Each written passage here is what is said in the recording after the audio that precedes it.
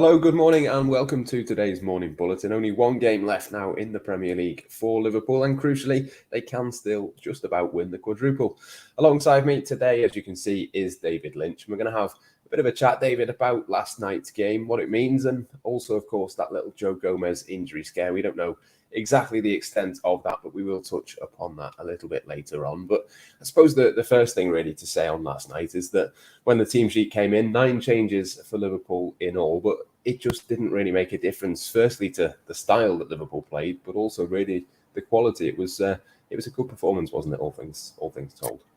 Yeah, absolutely. I think the 9 changes. You'd have to say really, Jurgen probably didn't have a lot of choice around that. Going to 120 minutes at Wembley, and particularly with the weather that day, it would have taken a lot out of the players who were involved in that. So I think he knew he really had to sort of change things up, even though there was quite a lot at stake still in terms of keeping the title race alive. But it's something we've seen all season. Really, it's been the real foundation for this quadruple bid has been the fact that when times have got tough and there've been too many games in a short period of time, that he's really been able to use his full squad, and players have come in and just slotted in. And it's not just the style of play, as you say, as well. It's the sort of the mentality as well. To go 1-0 down fairly early on, you'd think, we could probably do with our big hitters here. This is going to be a difficult night, but Liverpool just really calm, responded really well, and eventually turn it around to get a sort of hard-fought win against a team who would have been desperate to end on a high, because they've not been in great form recently, and they'd had so much extra rest than Liverpool. I think 9 or 10 days, something like that, to prepare for this one. So yeah, just hugely impressive that he can make those amounts of changes and not really miss a beat. But I think that's been a real theme of the season, to be honest. Yeah, Takumi Minamino, 10 goals now for him. 5 different players that have got double figures for Liverpool, which I think just underlines, doesn't it, the kind of depth that they've got, particularly in those attacking areas. But it's interesting for him, isn't it? Because he's clearly a very good player. He's clearly, can finish. He can score goals. But I just don't know what that means for him next season. You kind of think that when you've got that much quality, there's loads and loads of clubs where he could go and play every week. Probably, even Liverpool teams in the last sort of 10, 15 years or so, that there would have been Liverpool squads where he was one of the first names on the team sheet. But he's never going to get sort of regular minutes at Liverpool now. But I suppose last night was just a reminder of his quality, really. Yeah, I think he's been justified in staying around, because I think there was some interest around him in January, and I think he possibly could have pushed to get a move away. I don't think Jurgen Klopp's the type of manager who likes to keep hold of players against their will, but he was willing to stick around despite Luis Diaz coming in, and I think that sort of paid off. The 2 trophies that have come in for starters, I think he played a huge role in those, and he deserved to see them through to the final. So glad to see that, but also playing last night, contributing again, and sort of.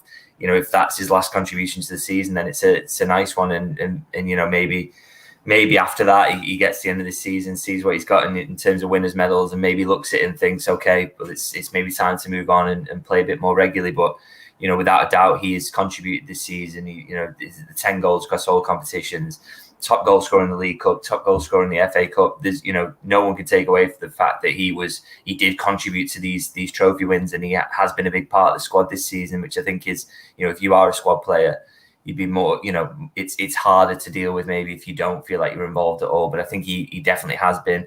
But I still think he'd obviously want to go somewhere now where he will play more regularly, and I think if he does so, he'll go with everyone's blessing, and with a little bit of He's got his own little piece of Liverpool history there. He's definitely contributed to this big season.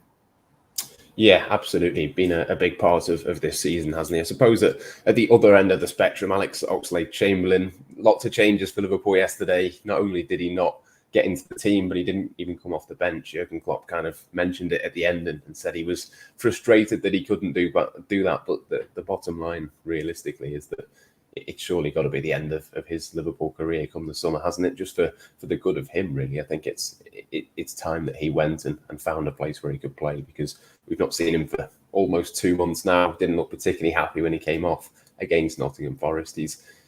He can't be happy in that situation, I'm sure.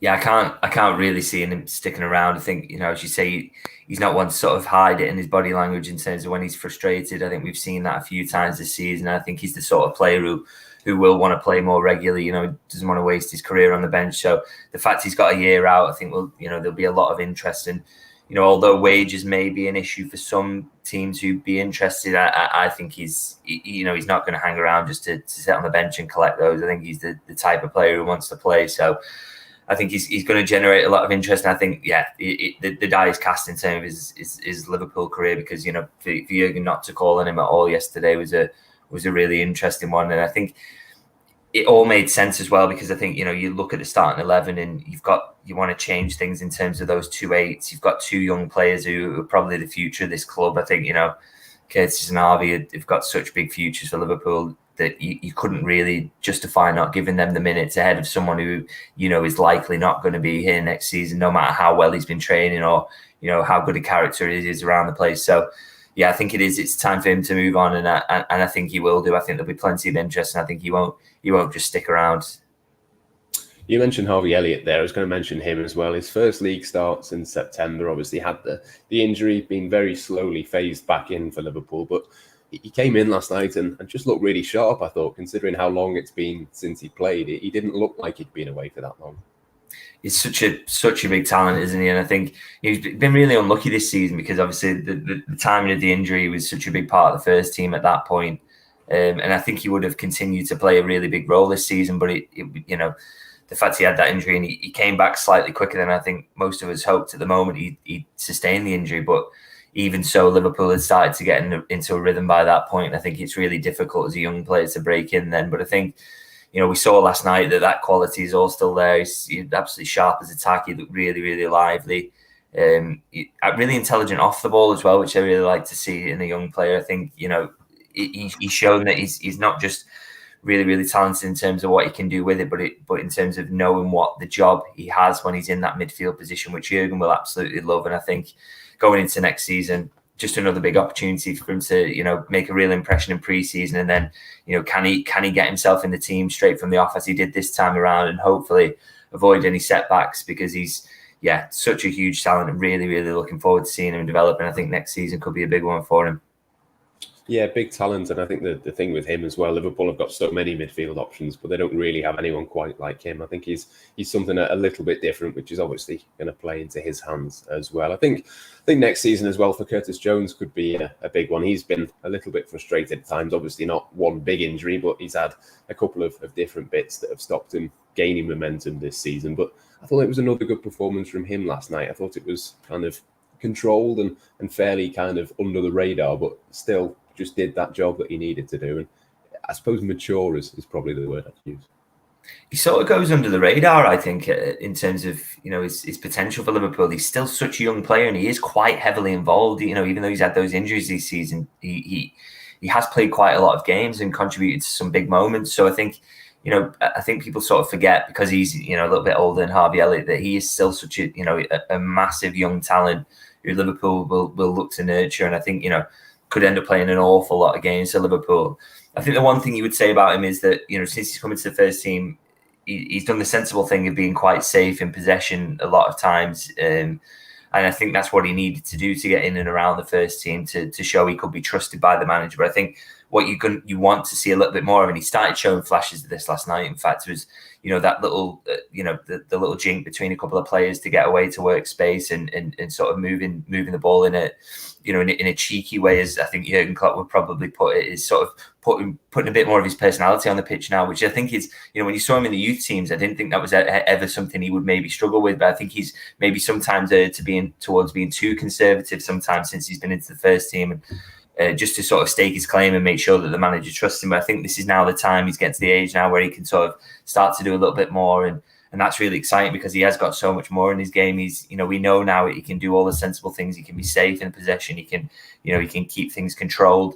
But now when he adds the other bits in, he's going to be some player. I think he can shoot from distance. He's got magic in his feet at times in tight areas, and I think, really nice weight of pass on him. So the fact is that I really hope that we can sort of start to see a little bit more of that next season, and we can see the true Curtis Jones, because there's so much talent there. And like I say, I think he's going to be a big player for Liverpool in the years to come. Yeah, I think he's going to have a big role next season. He kind of feels like one where he's not quite fully clicked, he's not quite fully exploded, but it's only just around the corner. So hopefully that is the case. Just before we touch on Joe Gomez, Roberto Firmino I wanted to mention as well. I thought he was excellent. Obviously, with a couple of big games, the Champions League final coming up, he's probably not going to be in the starting 11, if we're all honest, for that game. But I suppose having a sharp Roberto Firmino to come off the bench is probably no bad thing in terms of that. Yeah, and he's a really smart sub as well. Always sort of seems to find the pace of a game when he comes on. Always sort of knows what's needed. Really listens to the manager in that regard. And I think if you're looking for a goal late on and you're trying to get back into it and you want to put Real Madrid under pressure, say in the Champions League final, I just think bringing on someone like him with his intelligence, his ability to sort of take the ball in difficult areas and drag players into him and then pop it off and create space for others. It could be massively important. And also, if you're defending a lead, his ability to sort of block passing lanes and just fit in and he works his socks off as well. So, yeah, like you say, I think he's probably not going to start the Champions League final, but in terms of having him as an option off the bench, it's, it could be absolutely massive for Liverpool.